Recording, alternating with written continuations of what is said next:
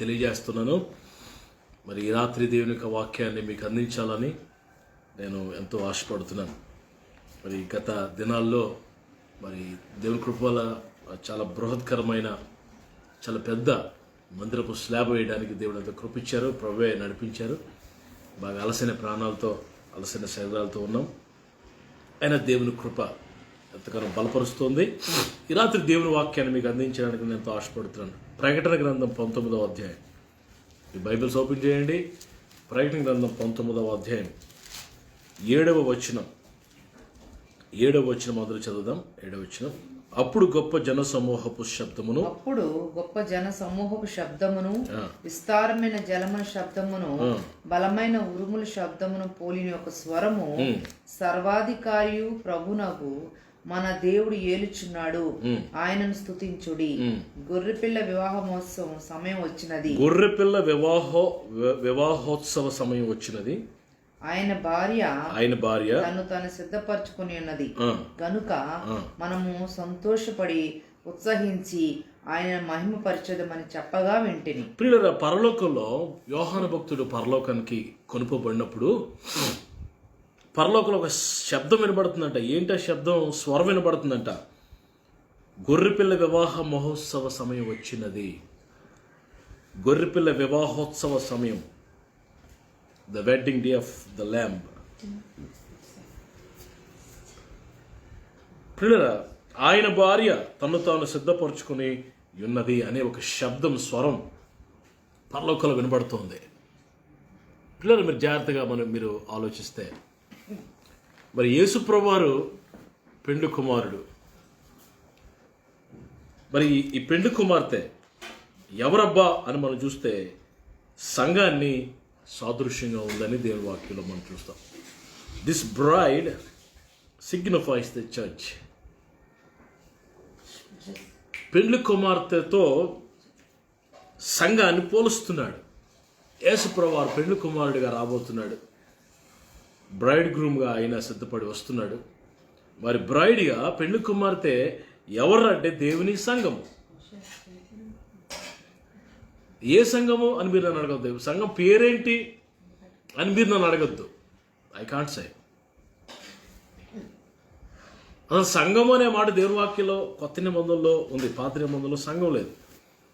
నీతిమంతుల సమూహం ఉంది కానీ సంఘం లేదు. కొత్త నిబంధనలో మరి అపోస్తల కార్యములలో మనం చూస్తే ఆయన తన స్వరక్తం ఇచ్చి మరి సంపాదించిన సంఘము అనే మాట మనం దేవుని వాక్యంలో మనం చూస్తాం. దేవుని వాక్యంలో మరి మనం చూస్తున్నాం.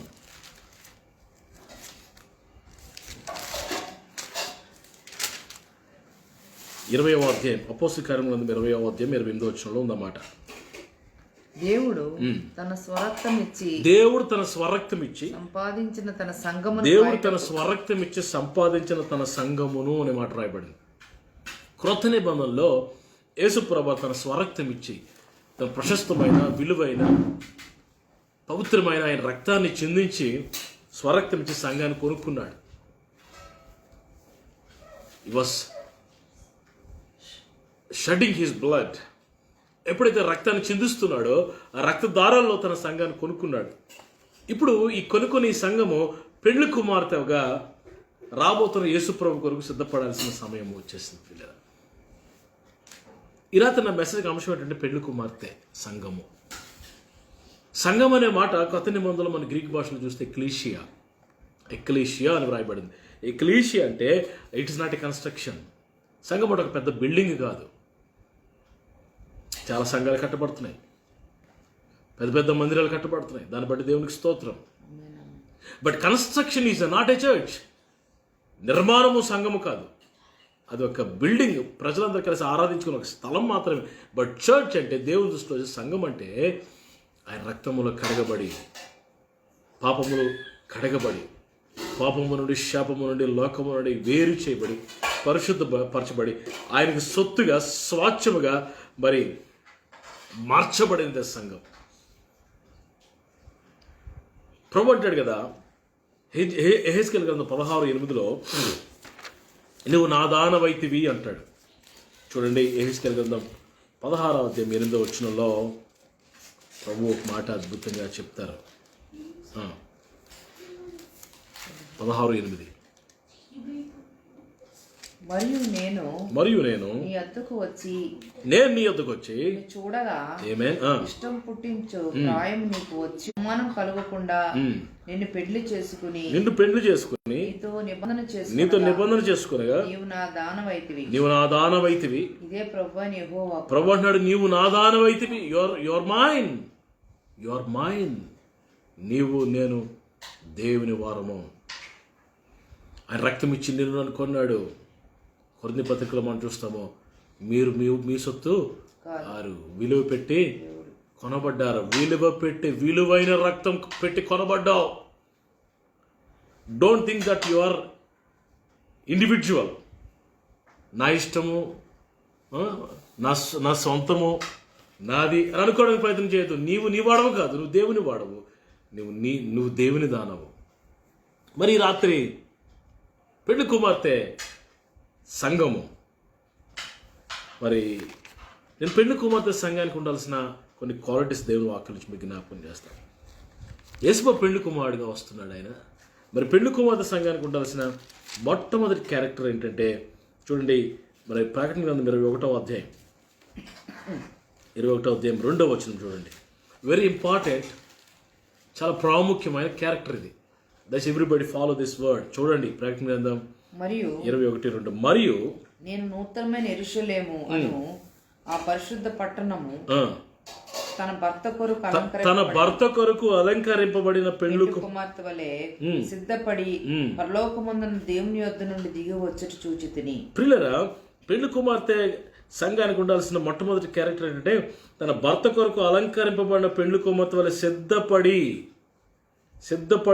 సిద్ధపడి ఇక్కడ రెండు కనబడుతున్నాయి. అలంకరింపబడుట, సిద్ధపడుట. అలంకారములతో సిద్ధపడటం. పెళ్లి కుమార్తె అలంకరించబడుతుంది. పెళ్లి కుమార్తె ఆ ప్రిపరేషన్లో భాగంగా అలంకరించబడుతుంది. పిల్లరా, మరి అలంకారంలో ఈ అలంకరించబడటంలో 2-3 ఉన్నాయి. మొదటిది ఏంటంటే మరి వస్త్రాలు. పెళ్లి కుమార్తెకి వస్త్రాలు చాలా ప్రాముఖ్యమైనవి. మరి దేవుని వాక్యంలో మరి మనం చూస్తే ఆ గొర్రెపిల్ల యొక్క భార్య లేకపోతే సంఘము మరి కలిగి ఉన్న వస్త్రాలు ఎలాంటివి? 19వ అధ్యాయం ప్రకటన గ్రంథం ఎలా ఉంటాయి, ఆ వస్త్రాలు ఎలా ఉంటాయి చూడండి. 19వ అధ్యాయం 8వ వచనం. మరియు ఆమె ధరించుకొనుటకు ప్రకాశములను నిర్మలములునైన సన్నపు నారబట్టలు ఆమెకి ఇయ్యబడెను. పిల్లలు ఎలాంటి వస్త్రాలు ఉన్నాయంటే ప్రకాశములు, నిర్మలములు. ఈ రెండు మరి ఆ కలిగి ఉన్న వస్త్రాలు. నీ వస్త్రాలు పిల్లరా, దేవుని వాక్యంలో వస్త్రం దేనికి సాదృశ్యంగా ఉందంటే రక్షణకు సాదృశ్యంగా ఉంది. రక్షణ అనే వస్త్రం అని వాక్యంలో వ్రాయబడింది. రక్షణ వస్త్రం, నీతి అను పైబట్ట, పరిశుద్ధ నీతి క్రియలు, ఇవి వస్త్రాలు. ఎలా ఉన్నాయంటే ఈ వస్త్రాలు ఎలా ఉండాలంటే ప్రకాశమానములు, అంటే ప్రకాశించాలి. నీ వస్త్రాలు మరి ప్రకాశిస్తున్నాయా, డల్ అయిపోయాయా? నీ సాక్ష్యం ప్రకాశిస్తుందా, కుచించుకుపోయిందా? ఎప్పుడు పరిమళ వాసనగా ప్రభు అంటాడు, మీరు క్రీస్తు కొరకు పరిమళ వాసనగా ఉన్నట్లు దేవుడు ఏర్పాటు. పరిమళ వాసన, ప్రకాశమానములైన అంటే వెలుగు ప్రకాశించాలి. నేను వెలుగు, లైట్. ప్రభు అంటాడు, మీరు లోకమునకు వెలుగై ఉన్నారు. పిల్లరా, వెలుగు దీపస్తంభం వెలుగు ఇంటి వారందరికీ ఎలాగ వెలిగిస్తుందో అలా మనకు కూడా వెలిగించేవారుగా ఉండాలి. ప్రకాశములను పిల్లరా, మరి నిర్మలము అంటే ఏ కల్లా కపటము లేనిది, ప్లెయిన్.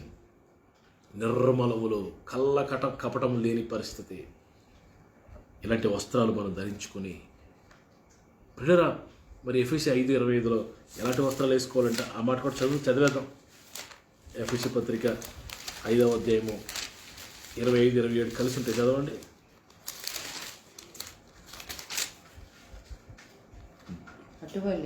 పురుషులారా మీరు మీ భార్యను ప్రేమించుడి.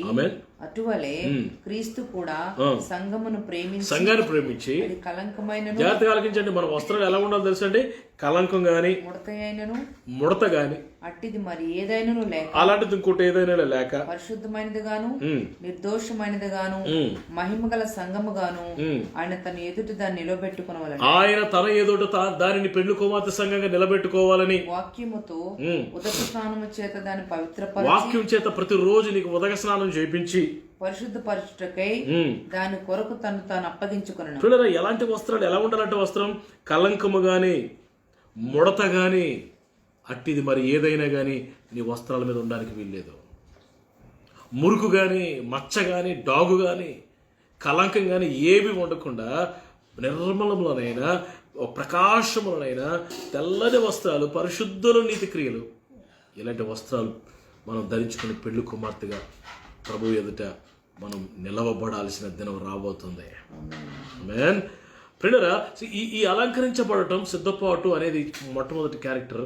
దానిలో కానీ వస్త్రాలు, రెండవది ఆభరణాలు, అలంకరింపబడటం. ప్రియులారా, మరి 45వ అధ్యాయం కీర్తన 45వ అధ్యాయం 9వ వచనంలో సంఘం అలంకరించబడాలి.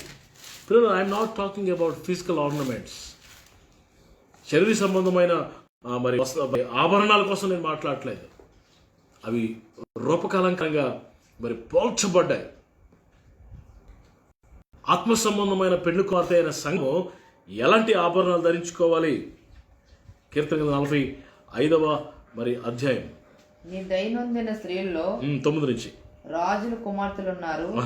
రాణి ఒఫీరు అపరంజితో అలంకరించుకుని నీ కుడిపార్శ్వ 11వ వచనం ఈ రాజు నీ ప్రభు అతని సౌందర్యమును కోరినవాడు, నువ్వెంతో సౌందర్యంగా కనబడాలి కోరినవాడు, అతనికి నమస్కరించుము అని చెప్తూ 13వ వచనం అంతఃపురం నుండి రాజు కుమార్తె కేవలం మహిమ గలది, ఆమె వస్త్రములు బంగారు బుట్టా పని చేసినవి విచిత్రమైన పని గల వస్త్రములను ధరించుకునే రాజు నొద్దకు ఆమె తీసుకుని రాబడుచున్నది. ఆమెను వెంబడించు ఆమె చెలికత్తెలైన కన్యకలు. This is the preparation, this is the garments and ornaments. వస్త్రాలు, పెళ్లి కుమార్తె ధరించుకునే వస్త్రాలు, పెళ్లి కుమార్తె ధరించుకునే ఆభరణాలు. పిల్లలు మనం అలంకరింపబడినట్లుగా ప్రభు ఎదుట కనిపించాలి. పిల్లరా, తులాలు బంగారాలు సంపాదించుకోవడం కాదు, బంగారం ఉండడం తప్పని నేను అన్నాను. కానీ ఆత్మ సంబంధమైన అలంకారం నీకుందా? ఏంటి ఆత్మ సంబంధమైన అలంకారం? 96వ కీర్తన 9వ వచనం 96వ కీర్తన 9వ వచనంలో మరి ఈ మాట వ్రాయబడింది. అందరూ చూడండి ఒకసారి. పరిశుద్ధ అలంకారములు ధరించుకుని యెహోవాకు నమస్కారం చేయుడి. పరిశుద్ధ అలంకారములు. ఏ అలంకారాలు? అలంకరింపబడిన పెండు కుమార్తె అంటే ఏమో పరిశుద్ధ అలంకారాలు ఉన్నాయి కొన్ని. ఇవి మామూలు అలంకారాలు కాదు. చూడండి, పేతురు గారు రాసిన మొదటి పత్రికలో ఏంటి అలంకారం ఒకసారి చూస్తారా? ఈ పరిశుద్ధ అలంకారాలు ఎలాగుంటాయి? 3వ అధ్యాయం, పేతురు రాసిన పత్రిక 3వ అధ్యాయము మొదటి కొన్ని మాటలు. అటువలే స్త్రీలారా, మొదటి నుంచి అటువలే స్త్రీలారా స్వపురుషులకు లోబడి ఉండుడి. అటువలే స్త్రీలారా మీరు మీ స్వపురుషులకు లోబడి ఉండుడి. వారిలో ఎవరైనాను వాక్యమునకు అవిధేయులైతే వారు భయముతో కూడిన మీ పవిత్ర ప్రవర్తన చూచి వాక్యము లేకుండానే తమ భార్యలు నడవలసిన. ఓకే, అయిపోయింది. 3వ వచనం జడలో అల్లుకొనుటయు బంగారు నగలు పెట్టుకున్నట్టు. బంగారు నగలు కొంతమంది దిగదూడుపులో ఎన్ని తులాలు వేసుకుంటారండి. లుక్ ఎట్ మీ అన్నట్టుగా, నన్ను చూడండి, నా బంగారం చూడండి, నన్ను అతిశయపడుతూ వారి వెండి మీద, వారి బంగారం మీద, వారి ఆస్తి మీద అతిశయపడుతున్నట్టు కాదు. జడలు అల్లుకున్నట్టు, బంగారు నగలు పెట్టుకున్నట్టు, వస్త్రములు ధరించుకున్నట్టు, విలువైన వస్త్రాలు ధరించుకున్నట్టు, అలాంటి వెలుపటి అలంకారము మీకు అలంకారముగా ఉండకూడదు అంటూ చెప్తూ, సాధువైనట్టు. ఎలాంటి అలంకారం ఉండాలంట? సాధువైనట్టు, మృదువైనట్టునైనా అక్షయాలంకారము గల మీ హృదయపు అంతరంగ స్వభావము అలంకారంగా ఉండవలెను. మీ అంతరంగ స్వభావంలో ఉన్న హృదయానికి ఇది అలంకారంగా ఉండాలి. ఎలాంటి ఏంటంట? సాధువు అయినట్టు, మృదువైనట్టు గుణము, అది అలంకారంగా ఉండాలంట. సాఫ్ట్నెస్, మృదు మధురమైన,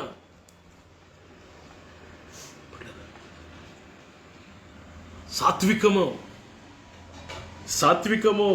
సాధువైనట్టు, మృదువైనట్టు గుణమును అక్షయాలంకారములు ధరించుకో. పరిశుద్ధ అలంకారం అన్నాడు ఇందాక 96 మరి కీర్తన గ్రంథం 96వ అధ్యాయం మరి ఆ 9వ వచనంలో పరిశుద్ధ అలంకారాలు అన్నాడు. ఇక్కడేమో అక్షయ అలంకారం, ఇంటర్నల్ ఆర్నమెంట్స్, స్పిరిచువల్ ఆర్నమెంట్స్, ఆత్మ సంబంధమైన ఆభరణాలు మరి మనం ధరించుకోవాలి. యెషయా 61:10 లేఖనాలు మరి పెండ్లి కుమార్తె ఎలా అలంకరించుకుంటుంది అనే మాట మరి 61:10 శృంగారమైన పాగా ధరించుకున్న పెండ్లి కుమారుని రీతిగాను, ఆభరణములతో అలంకరించుకున్న పెండ్లి కుమార్తె రీతిగాను ఆయన రక్షణ వస్త్రములు నాకు ధరింపచేసి ఉన్నాడు, నీతి అను పైబట్టను నాకు ధరింపచేసి. ఆభరణములతో అలంకరింపబడిన పెండ్లి కుమార్తె. ఈరోజు యేసుప్రభు వారు పెండ్లి కుమారుడుగా వస్తున్నాడు. నీవు నేను పెండ్లి కుమార్తె సంఘంలోకి రావాలి మొదట. రెండవది సిద్ధపాటు, అలంకరించబడిన అనుభవం కావాలి. ఉందా సిద్ధపాటు? నీకు సిద్ధపడుతున్నావా? ఏం తిన్నానా, ఏం ధరించుకున్నానా, డ్యూటీకి వెళ్ళానా, వచ్చానా, తిన్నానా, పడుకున్నానా? పిల్లరా, టీపీ అంట, తినడం, తిరగడం, పడుకోవడం. జాగ్రత్త, ప్రభు ఏ సమయంలోనే వస్తాడు. తలని నెత్తి వరకు కొట్టుకున్న ఏం ప్రయోజనం ఉండదు. నువ్వు పెండ్లి కుమార్తె సంఘంగా ఉండాలనుకుంటే నీకు కావాల్సింది సిద్ధపాటు కావాలి. నీకు కావాల్సింది అలంకరించబడిన అనుభవం, ఆత్మ సంబంధమైన అలంకారాలను ధరించుకొని, పరిశుద్ధ అలంకారాలు ధరించుకొని నీవు నేను ప్రభు యొక్క రెండవ రాకడ కొరకు మరి సిద్ధపడాలి అని దేవుడు కోరుకుంటున్నాడు. అది మొదటిది. రెండవది, ఈ ఆత్మ సంబంధమైన పెండ్లి కుమార్తె అయిన సంఘానికి ఉండాల్సిన రెండవ క్యారెక్టర్, రెండవ అనుభవం ఏంటంటే తెలుసా? 62వ అధ్యాయం యెషయా గ్రంథము 62వ అధ్యాయం 5వ వచనం చూడండి. 5వ వచనం. అందరూ మీ బైబిల్స్ ఓపెన్ చేసి ఒకసారి మాతో కలిసి వాక్యాన్ని చూడండి. యవనుడు కన్యకను వరించి పెళ్లి చేసుకున్నట్లు నీ కుమారుని నిన్ను వరించి పెళ్లి చేసుకునేదారు. ఓకే. పెండ్లి కుమారుడు పెండ్లి కూతురుని చూచి, పెండ్లి కుమారుడు పెండ్లి కూతురుని చూచి సంతోషించినట్లు ఈ దేవుడు నిన్ను గూర్చి సంతోషించును. పెండ్లి కుమారుడట పెండ్లి కుమార్తెను చూచి ఏం చేస్తాడట? సంతోషిస్తాడు. He will be pleased, happy. మొదట పెళ్లిలో పెండ్లి కుమారుడు వచ్చి కూర్చుంటాడు. ఎవడు ఏ స్పందించిన పెళ్లి కుమారుడు వస్తున్నప్పుడు, పెళ్లి కుమార్తె వస్తున్నప్పుడు అందరూ లేచి నిలబడతారు, పాట పాడుతుంటారు అందరూ, ఇంక్లూడింగ్ పెళ్లి కుమారుడు కూడా లేచి నిలబడాలి. పెళ్లి కుమారుడు పెళ్లి కుమార్తెను చూసి సంతోషిస్తాడు. He will be happy. నా జీవితంలోకి భాగస్వామి వస్తుంది, లైఫ్ పార్ట్నర్ నా జీవితంలోకి దేవుడు ఇచ్చాడు, భార్య దొరికిన మనకి మేలు దొరికిన మాట్లాడాడు, వాడు యెహోవా అనుగ్రహము పొందినవాడు. పిల్లల పెళ్లి కుమారుడు పెళ్లి కూతురు చూసి సంతోషిస్తాడు. ఈరోజు నేను చెప్పాలనుకున్న పాయింట్ ఏంటంటే, నిన్ను చూచి, నువ్వు పెళ్లి కుమార్తె సంఘాన్ని కదా, నిన్ను చూచి పెళ్లి కుమారుడు అని మన ప్రభువైన రక్షకుడు యేసయ్య సంతోషిస్తున్నాడా? అలాంటి నీ అరైవల్ అలా ఉందా? అలాంటి ప్రిపరేషన్ ఉందా నీకు? నీవు నేను ప్రభుని సంతోషపెడుతున్నామా? దేవునికి ఇష్టలుగా ప్రతి భూమి మీద ఉన్న భక్తులే శ్రేష్ఠులు, వారు కేవలము ఇష్టలను రాయబడింది, సెయింట్స్ అని రాయబడింది. పరిశుద్ధులు, దేవుని చిత్తాన్ని చేసేవారు, దేవుని సంకల్పానికి అనుకూలంగా నడిచేవారు, దేవునికి లోబడేవారు, వాక్యానుసారంగా బ్రతికేవారు, కష్టమైన నష్టమైన వెనుక తిరగని వారు, పరిస్థితులు ప్రతికూలంగా ఉన్న ప్రభు కొరకు రోషంగా నిలబడేవారు. నేనొక్కడనే రోషంగా ఉన్నాను అంటాడే ఏలియా. నేనొక్కడనే రోషంగా ఉన్నాను ప్రభువా అంటాడు దేవునితో. నీవు అలా ఉన్నావా? నిన్ను చూచి దేవుడు ఆనందిస్తున్నాడు దేవుడు నిన్ను చూచి. యేసు ప్రభు వారు బాప్తిసం తీసుకుని యోర్దాను నదిలో బయటకు వస్తుంటే స్వరం పడుతుంది, ఇదిగో ఇతడు నా ప్రియ కుమారుడు, ఈయనందు నేను ఆనందిస్తున్నా. నీ యందు నా యందు దేవుడు ప్రభు ఆనందిస్తున్నాడా? పెండ్లి కుమార్తె అట పెండ్లి కుమారుడికి సంతోషాన్ని కలగజేస్తుంది చూడగానే. అది రెండవది. పిల్లల మూడవది చూస్తే మరి దేవుని వాక్యంలోంచే 49 యెషయా 49:18 కొన్ని మాటలు దేవుని వాక్యాన్ని జ్ఞాపకం చేస్తున్నాను. కన్నులెత్తి నలుదిశలు చూడము, వీరందరూ కూడుకొనుచు నీ వద్దకు వచ్చుచున్నారు. నీ వీరందరిని ఆభరణముగా ధరించుకుందువు. పెండ్లి కుమార్తె వడ్డానము ధరించుకున్నట్లు నీవు వారిని అలంకారంగా ధరించు. పెండ్లి కుమార్తె ఏం ధరించుకుంటుందంటే వడ్డానము ధరించుకుంటుంది. దేవుని వాక్యం చెప్తుంది వడ్డానము. నేను మీకు ముందే చెప్పాను కదా, నేను శరీర సంబంధమైన ఆభరణాల గురించి మాట్లాడట్లేదు. నేను ఆత్మ సంబంధమైన అక్షయ అలంకారం గురించి, పవిత్రమైన అలంకారం గురించి, స్పిరిచువల్ ఆర్నమెంట్స్ కోసం మీతో మాట్లాడుతున్నాను. వడ్డానము ధరించుకుంటుందంటే పెండ్లి కుమార్తె. ఇప్పుడు మనం కూడా ఆత్మ సంబంధమైన సంఘంగా మనం కూడా వడ్డానం అంటే ఇంగ్లీష్లో ఏముందంటే belt of gold or silver. అది బెల్ట్ ఆఫ్ గోల్డ్ అట, బంగారంతో చేయబడిన ఒక దట్టి అట, బెల్ట్ అట.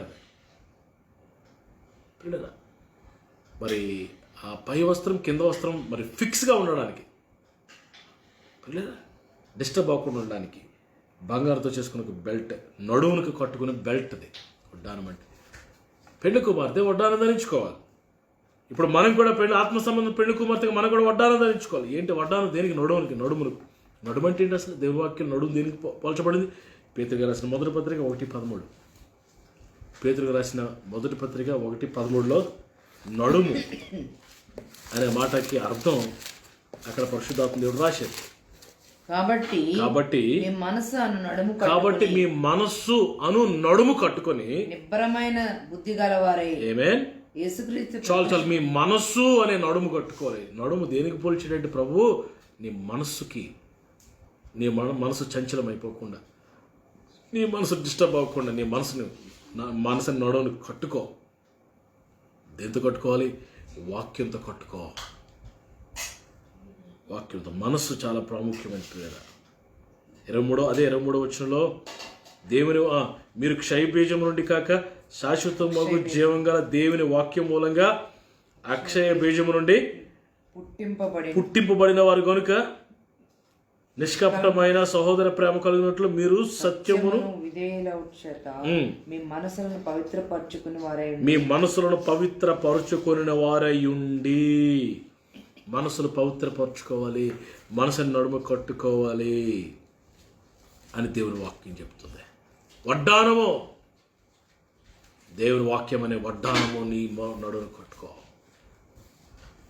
చెప్పులు సువార్త సిద్ధ మనసు అనే జోడు. వింటున్నారా? వస్త్రాలు, ఆభరణాలు, సిద్ధపాటు. పెండ్లి కుమార్తె సిద్ధపాటు చాలా అవసరం. మత్తయి సువార్తలో పెండ్లి కుమార్తె బుద్ధిగల కన్యకల గురించి ప్రభు చెప్పాడు. 25వ అధ్యాయం 25. నేను ముగిస్తున్నాను, ప్రార్థన చేస్తాను మీకోసం. 25వ అధ్యాయం 1వ వచనం. పరలోక రాజ్యము తమ దివిటీలు పట్టుకుని పెండ్లి కుమార్ని ఎదుర్కొనుటకు బయలుదేరిన 10 మంది కన్యకలను పోలి ఉన్నది. ప్రియులారా, పరలోక రాజ్యం అంట ప్రభు రాకడ దేంతో పోల్చాడంటే, పరలోక రాజ్యం దివిటీలు పట్టుకొని పెండ్లి కుమారుని ఎదుర్కోబోతున్న పెండ్లి కుమార్తెలకు సాదృశ్యంగా ఉంచబడింది. దివిటీలు పట్టుకొని, ఆ దివిటీలు వెలుగుతున్న దివిటీలు, మామూలు దివిటీలు కాదు, ఆరిపోయిన దివిటీలు లాభాలే. మీరు చూస్తే 10వ వచనంలో ఏమైపడింది? వారు కొనుపోవచ్చుండగా పెండ్లి కుమారుడు వచ్చెను. పెండ్లి కుమారుడేరా ఈవిడ. అప్పుడు సిద్ధపడి ఉన్నవారు అతనితో కూడా పెండ్లి విందుకు లోపలికి పోయిరి. సిద్ధపడిన వారు మాత్రమే. సిద్ధపాటు కలిగిన పెండ్లి కుమారుడు వచ్చేసాడు.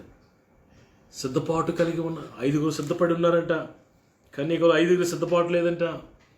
ఇక్కడ సిద్ధపాటు అంటే ఏంటంటే వారు కలిగిన దివిటీలు వెలుగుతూ ఉన్నాయంట. 8వ వచనంలో దివిటీలు చెక్కపరిచే కానీ బుద్ధి లేని ఆ కన్యకలు మా దివిటీలు ఆరిపోవచ్చున్నావు కనుక. నీ దివిటీ ఆరిపోతుందా, వెలుగుతుందా? దివిటి అంటే హృదయం, మంట, మన సాక్ష్యం, మన ప్రార్థన, మన ఆత్మీయ జీవితం. ప్రార్థన నేను ఆ యొక్క ఫ్యూల్ వేసినప్పుడు, ఆ తైలం వేసినప్పుడు అది వెలుగుతూ ప్రకాశిస్తూ ఉంటుంది. బలిపీఠం మీద అగ్ని ఆరిపోకూడదు, అది నిత్యము మండాలి మండుచుండవాలని రాయబడింది. ఈ రాత్రి ఆ పెండ్లి కుమార్ బుద్ధిగల కన్యకలు, ఆ యొక్క 10 మంది కన్యకుల కథలో ఆ స్టోరీ ఉపమానంలో 5 విడిచిపెట్టబడ్డారు, 5 కొనుక్కోబడ్డారు. సిద్ధపాటు. నీకు సిద్ధపాటు ఉందా? సిద్ధపాటు ఉందా? ఇంకా పెళ్లి కుమార్తె కావాల్సింది ఏంటో తెలుసా? పిల్లల విధేయత కావాలి, సమర్పణ కావాలి.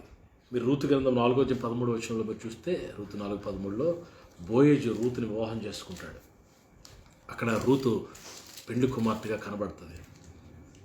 పిల్లల మూడు బారిపోయిన జీవితం. రూతమ్మ సహోదరి రూతు దేవుని వాక్యంలో మనం చూసినప్పుడు ఆమె మోయాబు దేశానికి చెందింది. మోయాబు దేశం అంటే మరి ఎండిపోయిన భూమి, ఎండిన భూమి అని అర్థం. షీ కేమ్ ఫ్రమ్ ఎండిన భూమి నుంచి వచ్చింది, అన్య జనాంగం నుంచి వచ్చింది. మోయాబీలు దేవునికి శత్రువులుగా ఉండేవారు. మోయాబు అంటే నాకేం గుర్తొస్తుందో తెలుసా?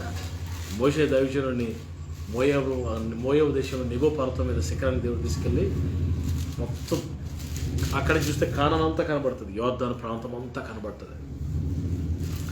పిల్లల అక్కడ తీసుకెళ్ళి దేవుడు మోషేని అక్కడ క్లోజ్ చేశాడు. మోషే జీవితం ఎక్కడైతే మోషే జీవితం క్లోజ్ అయిందో అదే ప్రాంతం నుంచి మరి ఆశీర్వాదము మరి రూతు వలె దేవుడు రూతుని ఏర్పాటు చేసుకుని ఆ ప్రాంతం నుంచి పెళ్లి కుమార్తెగా సిద్ధపరిచే మరి పరిశుద్ధ వంశావళిలో చాలా కీ రోల్ ప్లే చేయడానికి దేవుడు రూతమ్మని వాడుకున్నాడు. మీరు చూస్తే మరి రూతు మరి అనే స్త్రీ అయినప్పటికీ కూడా ఏమి విధేయత అండి, ఏమి త్యాగం అండి.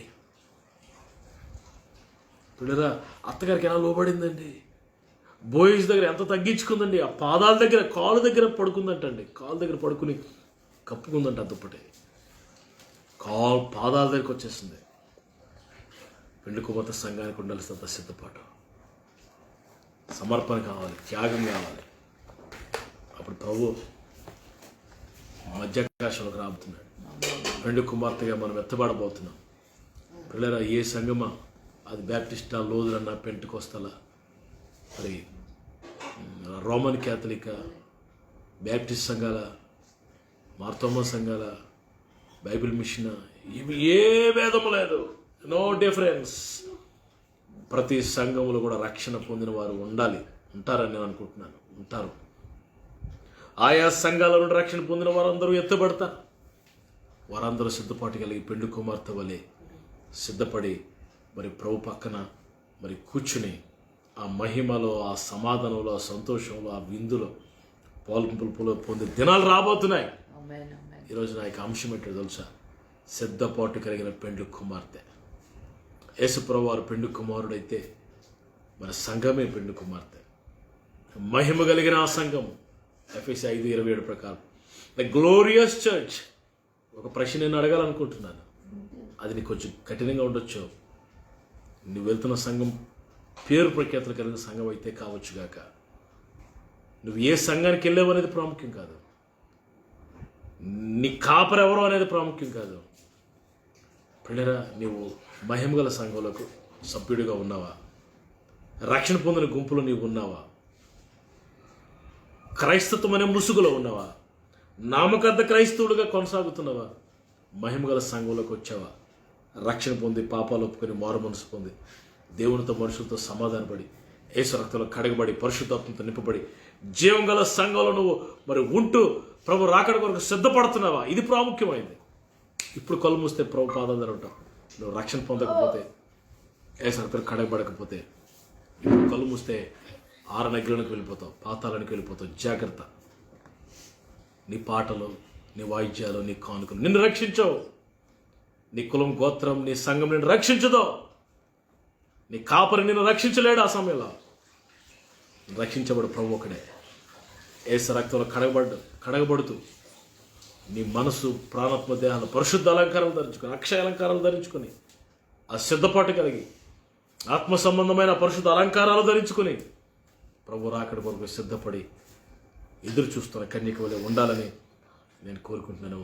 నా మాట్లాడుతున్న వారందరూ పెండ్లి కుమార్తె సంఘంలోకి చేర్చబడి ప్రభు రాకడలో ఎత్తబడాలని కోరుకుంటున్నాను. దేవుడి మాటలు దీవించును గాక. ఆమేన్. మీకు ప్రార్థన చేస్తున్న తలలో ఉంచండి. Thank you lord. ప్రభువా, నన్ను, నా కుటుంబాన్ని, నా సంఘాన్ని పెండ్లి కుమార్తె వలె సిద్ధపరచు, సిద్ధపరచండి. పెండ్లి కుమార్తె వలె సిద్ధపరచు. సమయం వచ్చేసింది పిల్లలు. అవును. ఇంకా తినుచు త్రాగుచు సంతోషిస్తూ ఉన్నావా? ఇంకా లోకాశల్లో పడిపోయావా? ఇంకా శరీరచ్చిల్లో పడిపోయావా? జుర్రుకుంటున్నావా? జాగ్రత్త, ఊరు వలె వస్తుంది నీ మీదకి, అకస్మాత్తుగా వస్తుంది. జాగ్రత్త. You can not be rescued. నువ్వు తప్పించుకోలేవు. You cannot escape. Nobody can escape you, nobody can help you in that day.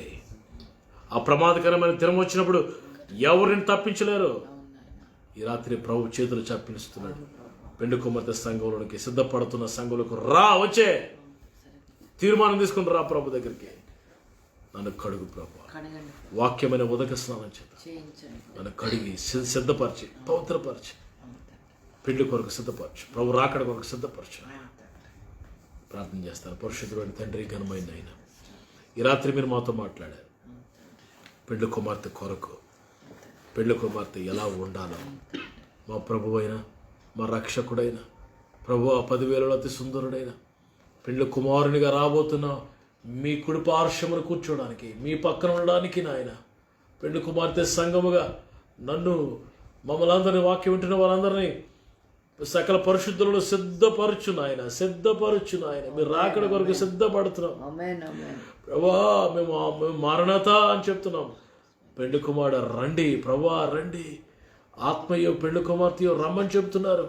వినువాడు కూడా రమ్ము అని చెప్పాలి, మారణత అని చెప్పాలని భయపడింది. అయ్యా, మేము సిద్ధపడి ఉన్నాం నాయన.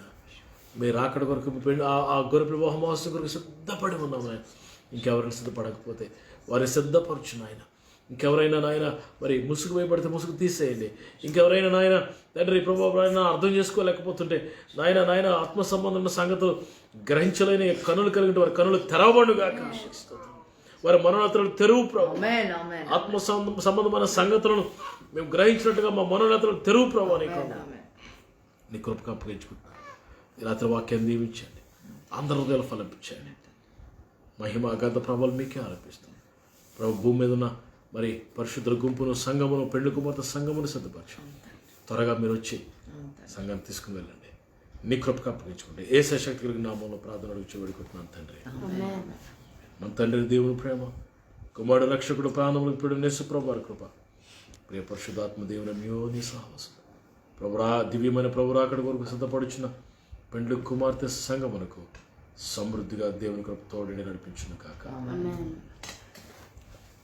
Praise the lord. మీ అందరికీ వందనాలు. ఈ రాత్రి చక్కగా దేవుని వాక్యాన్ని విన్నారు. ప్రభువును దీవించును గాక. ప్రతిరోజు లైవ్లోకి వస్తున్నాం 8 తర్వాత. మరి కొన్ని బిజీ షెడ్యూల్ వల్ల నేను సమయానికి రాలేకపోతున్నాం. పిల్లల రేపు కూడా నేను లైవ్లోకి వస్తాను. ప్రతిరోజు మీతో స్వచ్ఛమైన దేవుని వాక్యాన్ని అందించడానికి దేవుడు ఎంతో సహాయం చేస్తాడు. పిల్లల మరి మీరు వింటున్న ఈ సందేశాన్ని షేర్ చేయండి. మీ సమస్యలు నాకు టైప్ చేయండి, మెసేజ్ చేయండి. మీ కొరకు ప్రార్థన చేస్తాం. మా కోసం మీరు ప్రార్థన చేయండి. కోటల మందిరం స్లాబ్ పూర్తి చేశారు ప్రభు కృప. మీరు అందరూ ప్రార్థన చేశారు. మీ అందరికీ వందనాలు, నిండు వందనాలు. దయచేసి మిగతా కన్స్ట్రక్షన్ కోసం కూడా ప్రార్థన చేయండి. పిల్లరా మరి ఆ మహిమగల మందిరాన్ని కట్టడానికి దేవుడు అంత కృపించాడు. మీరు కూడా పాలిభాగస్తులు కండి. ప్రభు మిమ్మల్ని దీవించును గాక. మరి ఈ సమయంలో మోజెస్ ఆనంద్ మీతో ఏదో మాట్లాడతారట. దయచేసి ప్రతి ఒక్కరు కొన్ని నిమిషాలు వినండి. అందరికీ ప్రైజ్ ది లార్డ్. మీరు కూడా అబ్రహాములాగే దీవించబడాలని నేను ప్రార్థించుకుంటున్నాను. ఒకరోజు అబ్రహాం ఒక దేశంలో, హిందూస్ అనే దేశంలో ఉంటున్నాడు. ఫుల్ హిందూస్ అన్య దేశంలో ఉంటున్నారు. అప్పుడు దేవుడు సడన్గా అబ్రహాంతో మాట్లాడుతున్నాడు.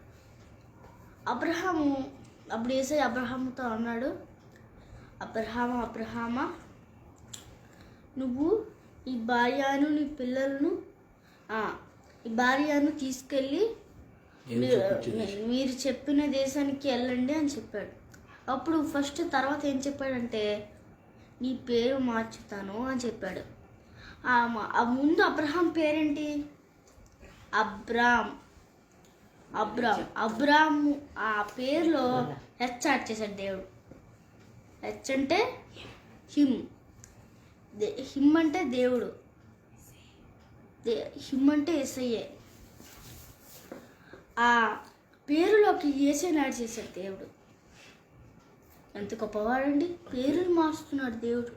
అంతే ఆశీర్వాదం వచ్చేస్తుంది. వెంటనే ఆశీర్వాదం వచ్చింది. అబ్రహాం అని పెట్టాడు. అప్పుడు వాళ్ళు వెళ్ళారు. మన పేరును మార్చుకున్నాం, మన జీవితాన్ని కూడా మార్చుకున్నాం. ఈ పాడుపడిపోయిన మన జీవితం కొత్తగా జీవితం మొదలవుతుంది. దేవుడు మన పేరులోకి వస్తే బోల్డ్ అద్భుతాలు వస్తాయి. అద్భుతాలు మన జీవితంలో జరుగుతాయి. మీ దేవుడిలోకి వచ్చారా? మీ పేరులో దేవుడు వచ్చాడా? మీ హృదయంలోకి దేవుడు వచ్చాడా? ఈ రాత్రి మనం దేవుడిని ఆహ్వానిద్దాం. మనం ప్రార్థన చేసుకుందాం. ప్రార్థన చేస్తూ అందరూ కళ్ళు మూసుకోండి. ఎవరు కళ్ళు తెరవండి. అందరూ ప్రార్థన చేసుకుందాం. యేసయ్యా, యేసయ్యా, ఈరోజు ఈ జనాలు వచ్చారు. యేసయ్యా, మీ బిడ్డను దీవించండి. మీ బిడ్డను దీవించండి. యేసయ్యా, ఇంకా జీవితాలు మార్చండి. పేర్లు మార్చండి. యేసయ్యా, దీవించండి. స్వస్థపరచండి. ఎవరైతే అనారోగ్యంగా ఉన్నారో స్వస్థపరచండి. ఎవరైతే పిల్లలు లేరు, ఎవరికైతే తల్లిదండ్రులు లేరో దీవించండి. వాళ్ళకి దయచేయండి. వాళ్ళకి సమృద్ధిని కలగచేయండి. యేసయ్యా, మీరు అందరికీ సమృద్ధిని కలగ చేస్తారని చెప్పారు. యేసయ్యా, మీరు మా అందరికీ సమృద్ధిని కలగచేయండి. యేసయ్యా, మా జీవితాన్ని మార్చండి. యేసయ్యా, మా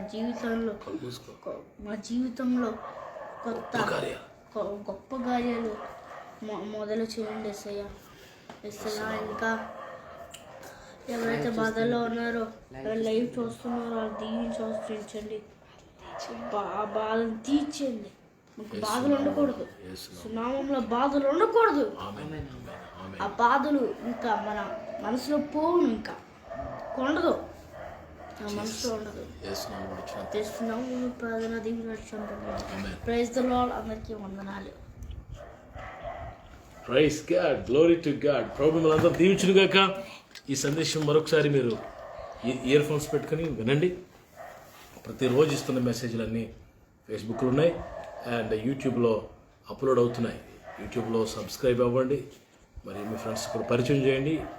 బేతిస్తా హీలింగ్ మినిస్ట్రీస్, ఎలిషానంద్ సత్యాడు అనేది మీరు టైప్ చేస్తే మరి సబ్స్క్రైబ్ చేస్తే బెల్ సింబల్ కొడితే నోటిఫికేషన్ ఇమీడియట్గా ఇప్పుడు ఇచ్చిన మెసేజ్ రేపు మీకు మరి యూట్యూబ్లోకి వస్తుంది. చక్కగా వాక్యం వినండి. ప్రభువును దీవించును గాక. మీకు మీ కుటుంబాలకు షాలోమ్, దేవుని సమాధానం మీ కుటుంబాలకు కలుగును గాక. Praise the Lord. రేపు కలుద్దాం. God bless you.